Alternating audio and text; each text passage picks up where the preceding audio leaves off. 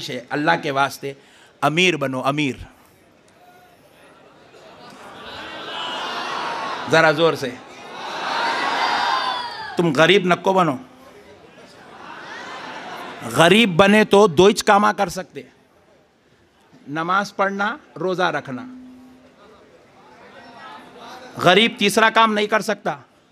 गरीब ज़कात नहीं दे सकता, गरीब हज को नहीं जा सकता, गरीब उम्रा नहीं कर सकता, गरीब मस्जिद नहीं बना सकता, गरीब मदरसे को ताउन नहीं कर सकता, गरीब अपने माँ बाप को हज नहीं करा सकता, गरीब अपनी बीवी का इलाज अच्छे दवाखाने में नहीं करा सकता, गरीब अपने बच्चों को हाई क्वालिफिकेशन नहीं दे सकता, गरीब अपने बच्चों की अच्छी अच्छी सलाहियतें होने के बावजूद भी अच्छे स्कूल में एडमिशन नहीं करवा सकता। गरीब कुछ भी नहीं कर सकता, खाली ऑटो चला लेना, सिगरेटा फूक लेना, घस लेना, मुँह में डालना, फूक लेते फिरना। गरीब कुछ भी नहीं कर सकता। आप गरीब मत बनो। आप गरीब बोलो, बोलो। देखो रसूल अल्लाह गरीबी को पसंद करे, मगर गरीब बनो नहीं बोले। जरा जोर से, गरीब बनो नहीं बोले। क्यों नहीं बोले? क्योंकि रसूल अल्लाह जानते थे गुर्बत में इंसान का खातिमा खराब होने के चांसेस है। गुर्बत इंसान को कुफ्र तक ले जाती है, गुर्बत इंसान को गुनाह में दलदल में फंसा देती है, गुर्बत इंसान को जलील और रुसवा कर देती है, गुर्बत इंसान को बेइज्जत कर देती है। इसलिए रसूल अल्लाह ने उम्मत को गरीब बनो नहीं कहा, बल्कि एक रिवायत में है प्यारे मुस्तफ़ा ने कहा तुम इतना जरूर कमाओ तुम्हारे बाद तुम्हारी औलाद किसी की मोहताज ना रहे। तुम्हारे बाद तुम्हारी औलाद, जरा जोर से बोलो, किसी मोहताज नहीं। अल्लाह ताला कुरान पाक में फरमाया वो अल्लैसा लिल इंसानी इल्ला मा सआ। अल्लाह रब्बुल इज्जत इरशाद फरमा रहा है वो अल्लैसा लिल इंसान, इंसान के लिए कुछ नहीं है, कुछ भी नहीं है, इल्ला मा सआ, वही सब कुछ है जो कुछ वो कोशिश करता है, मेहनत करता है। यानी कि आप अगर मेहनत करेंगे तो आपको मेहनत का अजर मिलेगा, आपको फल मिलेगा। 12-12 बजे तक उठने वालों को कुछ भी नहीं मिलेगा, रात में 2-2 बजे तक जागने वालों को कुछ भी नहीं मिलेगा। ठी ठा हंसी मजाक दिल लगी चिचोरापना सिगरेट गुटके जर्दे खाने वालों को कुछ भी नहीं मिलेगा।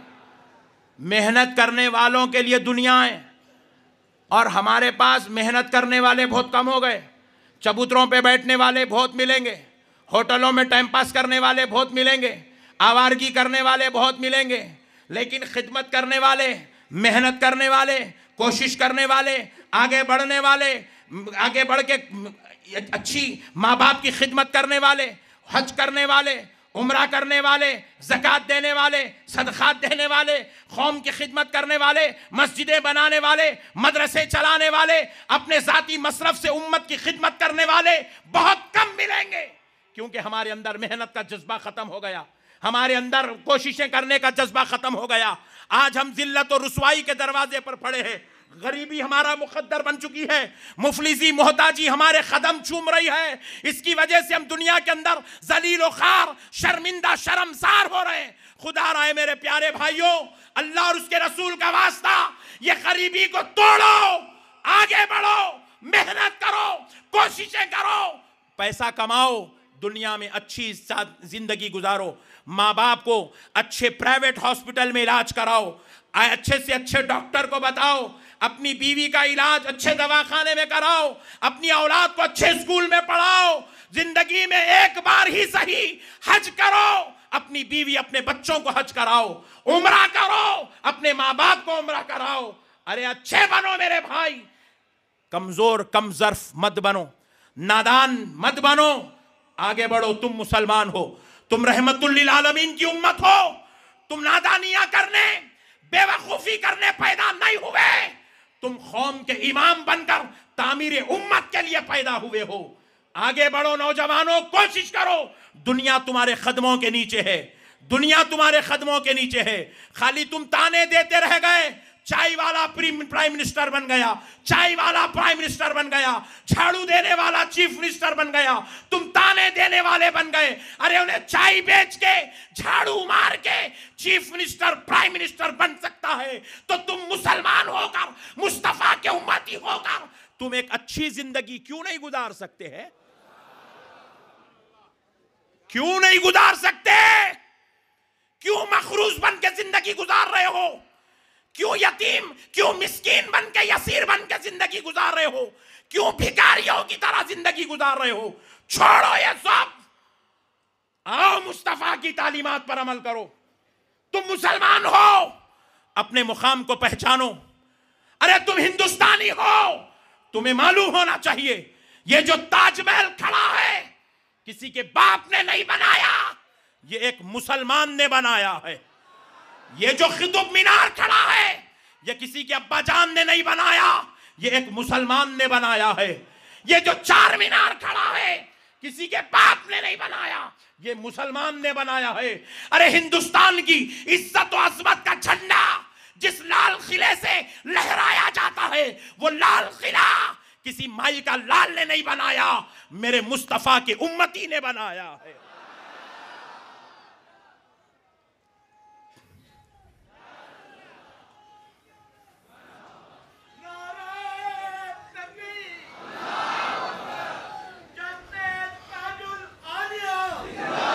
बस नारे लगाकर वक्त ज़ाय मत करो, मसला सुनो, आगे बढ़ो।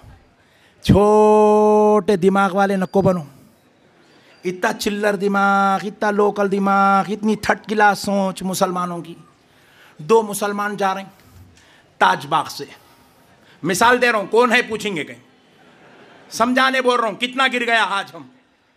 दो मुसलमान जा रहे हैं, दो नौजवान जा रहे हैं।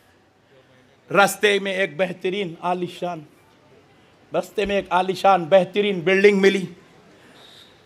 देखने के बाद दो नौजवानों में से एक नौजवान बोला, ओहो माशाल्लाह क्या आलीशान है। जी अच्छा, जी अच्छा, क्या आलीशान बिल्डिंग है। पहले ने कहा क्या आलीशान बिल्डिंग है, माशाल्लाह 5 फ्लोर्स विद एलिवेशन, बेहतरीन बिल्डिंग। दूसरा बोला चुप बैठ रहे, सब हराम के पैसों का है। 2 मिनट 2 सेकंड के अंदर उसकी 60 साल की मेहनत का मुर्दा निकाल देते हैं। यह है हमारी हालत। मत करो मेरे भाई। बस अब आखिरी बात सुन लो, बात ख़त्म कर रहा हूँ, आखिरी बात सुन लो। लोग कहते हैं औलिया अल्लाह से मदद मांगना शिर्क है, अंबिया से मदद मांगना शिर्क है। सालिम भूल गए इसलिए ऐसी बातें करते हैं। बस आखिरी बात सुन लो, वलियों के ताल्लुक़ से बात ख़त्म करता हूँ। मैदान महशर होगा, बुखारी शरीफ की हदीस है, रसूल अल्लाह इरशाद फरमाते हैं, हर बड़े से लेके छोटे तक, हर अच्छे से लेके बुरे तक, नेक से लेके बद तक, शरीफ से लेके बद किरदार तक, सब के सब हज़रत आदम अलैहिस्सलाम के दरवाज़े पर पहुँच जाएंगे।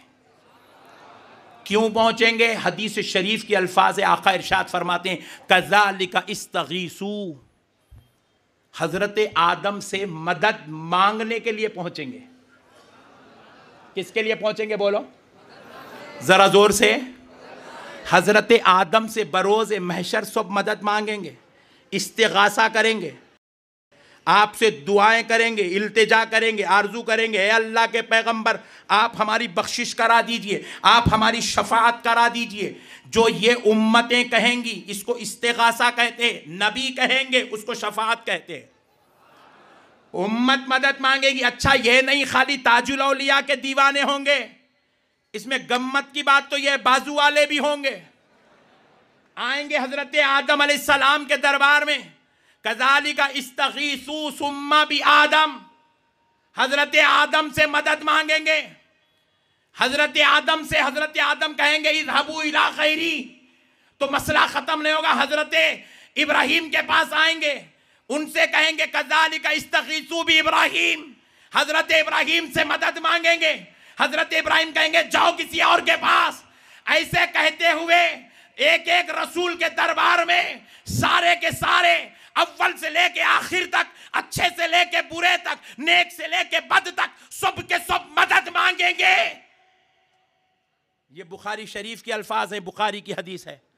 अगर मदद मांगना शिर्क है तो फिर अल्लाह ताला बरोज महशर पूरे बंदों को एक एक नबी के पास क्यों फिराएगा? और बंदे फिरते रहेंगे, अल्लाह मना नहीं करेगा। बंदे फिरते जाएंगे, मदद मांगते जाएंगे। अगर मदद मांगना शिर्क है तो फिर महशर में शिर्क कैसा होगा? अगर महशर में मदद मांगना जायज है तो फिर दुनिया में भी मदद मांगना। अच्छा, और एक बात सुनो, क्या मैदान महशर में बंदों को नहीं मालूम होगा अल्लाह है? बोलो भाई, मालूम होगा अल्लाह है। अल्लाह को रखते हुए बंदे मदद मांग रहे हैं। जरा गौर कीजिएगा, जब अल्लाह होते हुए बंदे मदद मांग रहे हैं तो फिर क्या मतलब है? क्या अल्लाह से मदद नहीं मांग रहे, बंदों से मदद मांग रहे? इसका नाम शिर्क है? नहीं। याद रखिएगा, बंदों को खुदा समझ के मदद मांगना शिर्क है।